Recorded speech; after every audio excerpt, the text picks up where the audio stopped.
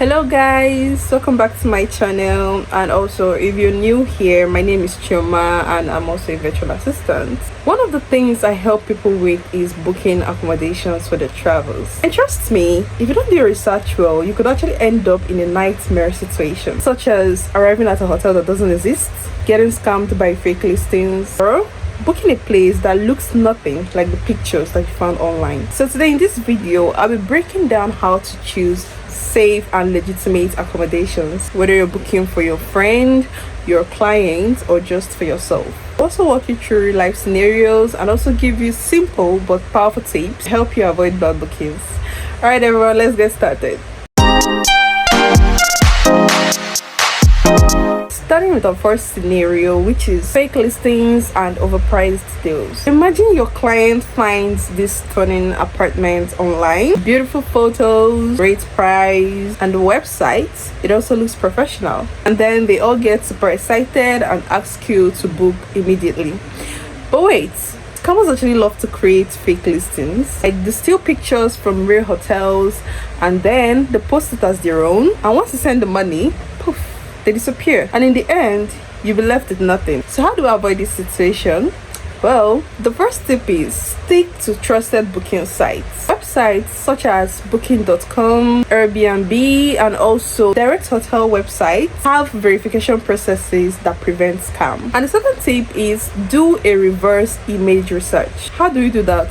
Right click on the listings photos and search them on Google to check if they will appear elsewhere. And if the same pictures are linked to a different hotel or location, then know it's actually scam. So third tip is always check for verification badges. Many platforms have verified properties, so when you come across any listing with no verification badge or does not contain other necessary details, then you should be cautious. The golden rule is if a deal looks too good to be true, then it probably is. Moving on to our second scenario, reviews are actually a proper lifesaver. Now let's say that the place looks real, like it has a proper website and the prices, they all look fair. But then here's the mistake so many people make: they always ignore the reviews. A hotel might actually look amazing in the pictures, but past guests will actually tell you the real story from the experiences, of course. So a quick scan of review can actually save you from lots of disasters. So always look for recent reviews and pay attention to recurring complaints. If multiple guests mention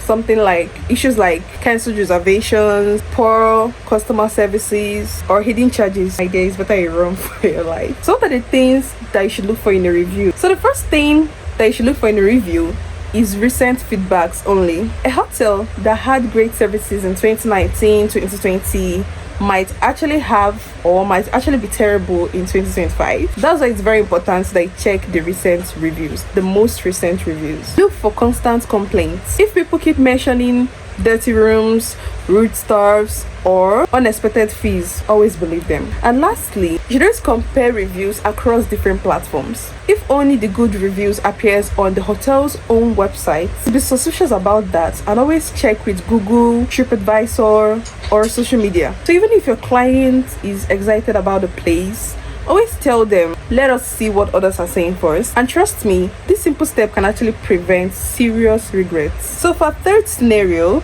what if there is no information online? Now let's see a situation where your client is traveling to a remote area. Maybe it's a small village or a town where hotels are not listed on big booking sites. For example, let's say they're attending a wedding at a rural area, or probably they have a business trip to a place with very few online listings. So here's what to do. The first thing to do is check social media traveling groups. Social media platforms such as Facebook, Reddit, and LinkedIn has communities where travelers actually share tips. So you can post a question like, has anyone been to such location?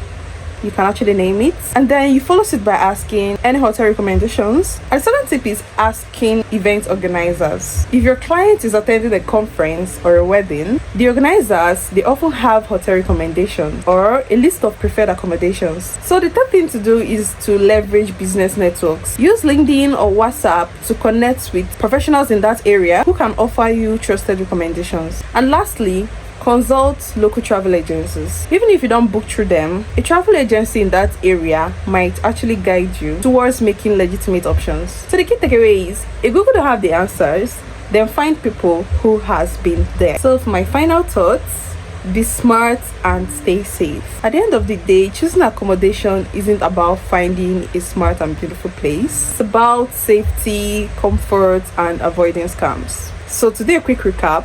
Always book through trusted websites. Check for fake listings using reverse image search. Reviews can actually save you from disaster. So if you see where there is too much complaints, make sure to run. And if there is no information online, find local contacts that can actually help you. So if you follow these steps, I promise you, you'll never fall into accommodation scams. And one more question for you guys. Have you had a bad travel booking experience? Maybe you arrived at the hotel and it looked nothing like in the pictures. Please let me know in the comment sections. And also, if you found this video very helpful, do well to hit the notification bell for more videos, like our videos, and also subscribe to my channel.